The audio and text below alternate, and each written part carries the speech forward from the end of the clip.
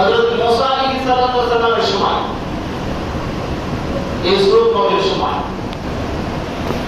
খোদাই বান্দা গরুর মূর্তি বানায় তারা গরুকে প্রভু করে, আর একজন শিং হাতে নিয়ে বলে যদি প্রভু হয় তাহলে শিং আমরা কামড়ে ধরলাম, আর গরু ওই মাথাতে আঘাত করে মাথা দিয়ে খন্ড করবো। তখন ওই রাজ্যের রাজা চেপে গেল যে এই কাজ করেছে, এই কাজের জন্য তাকে ফাঁসি দেওয়া হবে।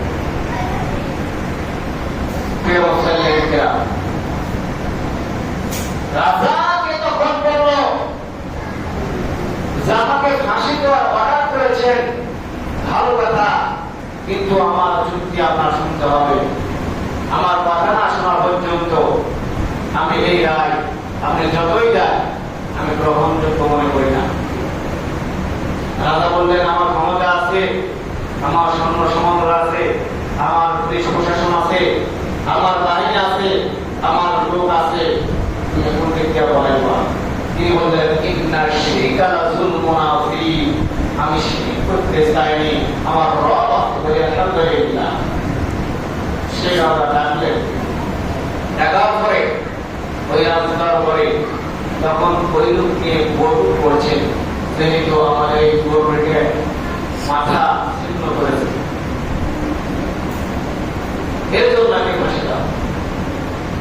একজন হুজুর ছিলেন, তিনি বলছেন যে এই কাজটা অত্যন্ত নিখুঁত ভাবে বিশ্বাসের সাথে মিটেছে, একে আরো শাস্তি দেওয়া হোক। ফাঁসি দিলে তো মারাই গেল, শাস্তি দিলে ধীরে ধীরে শাস্তি দিলে আমরা দেখতে পাবো।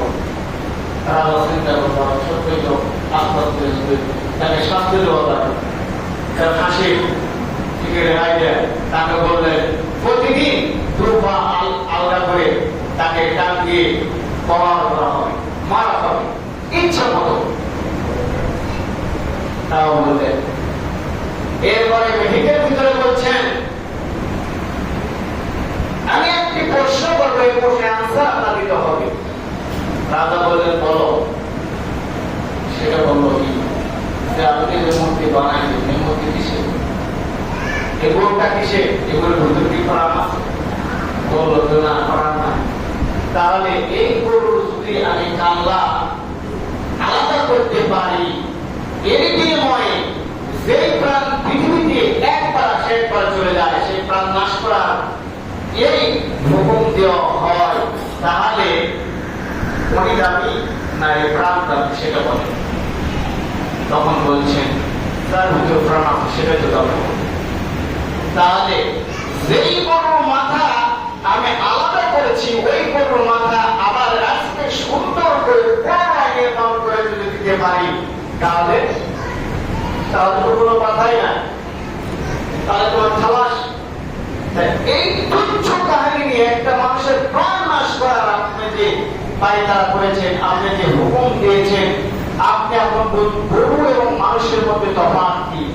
তখন আপনার থাকতে হবে, অবশ্যই তফাৎ আছে, মানুষের বুদ্ধি আছে, এই যে বিচার করতে, কিন্তু গরু বিচার করতে পারে, গরু দেশে পায়তারা নেয়। সেটা যদি আসল গরু হতো তাহলে আমি মেনে নিতাম, কিন্তু আপনি মূর্তি বানায় মাটি দিয়ে বানায় সেই গরুকে পূজা করছেন, আবার এই গরুর কারণে আপনি মৃত্যুদণ্ড দিয়েছেন, এটা ভুল না সঠিক। তখন রাজা বুঝতে পারলেন, তখন রাজা বললেন তোমাকে খালাস করা হলো, তোমাকে ছেড়ে দেওয়া হলো, তুমি চলে যাও, তোমার বুদ্ধির কাছে মহলে সবাই পরাজিত হয়েছে। এবং রাজা বললেন আজকে থেকে এই গরু মুক্তি বন্ধ হবে। কিন্তু বর্তমান সময়ে দেখেন মুসলমান বিভিন্ন রাষ্ট্রের স্তরে আছে, বিভিন্ন ভাবে আজকে এই গরুর তুচ্ছ একটা কাহিনী নিয়ে আসলে প্রকৃত যারা এই পৃথিবীতে ফাসাদ সৃষ্টিকারী, যারা শয়তানের কাবিলারি করে, এদের কোনো আন্দোলন লাগে না। মনে করেন আপনার সাথে একজন শত্রুতা আছে, একই সাথে আসতেছে, হঠাৎ করে পা দিয়ে তার পা ফুট হয়েছে, উনি বুঝতেও পারেনি। এখন আপনি ধরে নিয়েছেন যে আমার সাথে শত্রুতা করেছে, আজকে আমার পা দিয়ে বসা দিয়েছে, বিচার করতেই হবে। তুচ্ছটা কাহিনী নিয়ে বড় আঘাত ধারণ করবে। মুসলমানদেরকে ইহুদি, খ্রিস্টান, নাসারা, বৌদ্ধ, মুশরিক এরা তুচ্ছ কাহিনী হাজার হাজার মুসলমানকে হত্যা করেছে। এই পর্যন্ত তারা হত্যা করছে। বলে নাউযুবিল্লাহ, নাউযুবিল্লাহ। দুঃখজনক যে তুচ্ছ কাহিনী নিয়ে আজকে আমাদের প্রতিবেশী দেশেও পূর্ব একবার দেশে কোরবানির যে হক আল্লাহ তাআলা দিয়েছেন সে গরু খাওয়াও আইন পাশ করলেন, কারণ শক্তি আছে, ক্ষমতা আছে, আইন পাশ করেছেন। মুসলমানেরা বলেছে গরু আর খাবো না, গরু না খেয়েও কোরবানি হয়, বলে আলহামদুলিল্লাহ। তারপরে তো কোরবানি তো ভাগ আছে, মোট আছে, লম্বা আছে, ছাগল আছে, খাসি আছে, ভেড়া আছে, আছে না? তাহলে কিসের সমস্যা? আইন পাশ করে মুসলমানদেরকে যত কষ্ট দিতে যাচ্ছে ইহুদি, খ্রিস্টান, নাসারা, বৌদ্ধরা, ততই বিপদে পড়বে তারা। কারণ মুসলমানদের সাথে রয়েছেন মহান রব্বুল আলামিন। বলে আলহামদুলিল্লাহ। ফাংশন যতই করবেন বিপদে ততই পড়বেন।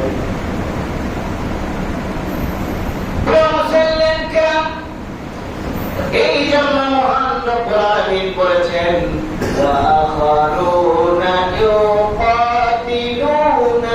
في سبيل الله فقرؤوا ما تيسر منه وأقيموا الصلاة وآتوا الزكاة وقرضوا الله قرضا حسنا. سورة المزمل الله رب العالمين সূরা মুজাম্মিলের ভিতরে কথা বললেন ওয়াখারুনা ইউকাতিলুনা ফি সাবিলিল্লাহি ফাকরাউ মা তায়াসসারা মিনহু। কতগুলো করেছেন তারা দেশের ভিতরে থাকবে, আমার দেশের বাইরে কর্মের জন্য বিদেশে ভ্রমণ করবে। এরা আল্লাহ রাব্বুল আলামিন তাদের কর্মের জন্য বিদেশে তারা খাটবে, করবে, কামনা দেবে। দেশের কিছু লোক থাকবে, তারা কি করবে? ইসলামের সাথে জড়িত হয়ে সঠিক ইসলামকে প্রতিষ্ঠিত করার জন্য ওয়াকাতিলুনা ফি সাবিলিল্লাহি ফাকরাউ মা তায়াসসারা মিনহু। তারা হলো যুদ্ধ করবে, কাফেরদের সাথে মুসলমানদের যুদ্ধ হবে। এই কথা আল্লাহ বলছেন সূরা মুজাম্মিল যে কেউ কেউ দেশে থাকবে আর কেউ কেউ কর্মের জন্য দেশ বিদেশে যাবে।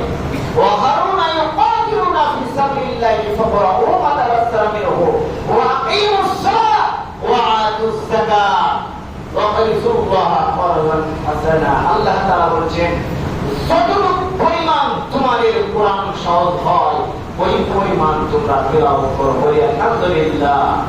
কিসের কথা বলছেন? কোরআনের কথা বলছেন।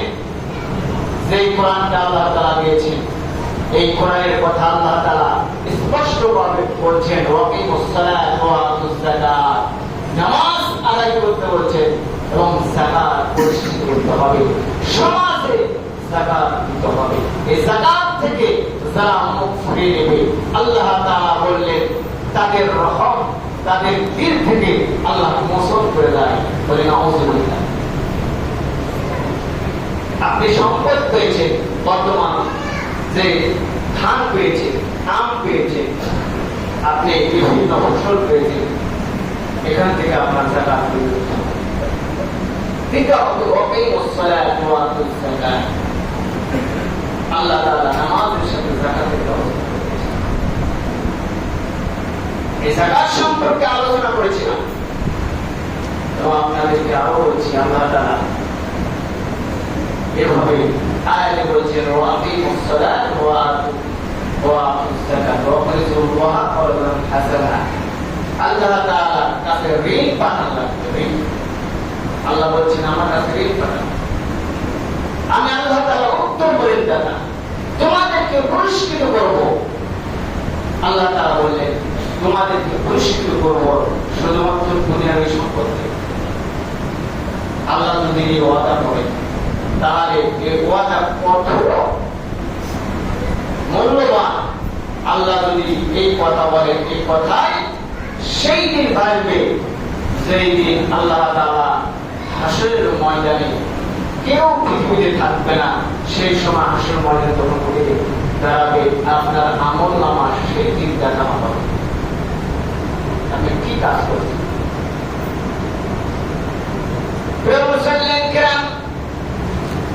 এই জন্য আল্লাহ তাআলা বলছেন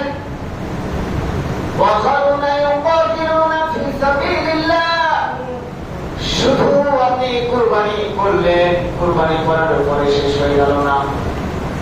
কুরবানি যে করেছেন আপনার মায়া দিয়েছিলেন অন্তর দিয়া, আপনার তাকওয়া অর্জন করেছেন।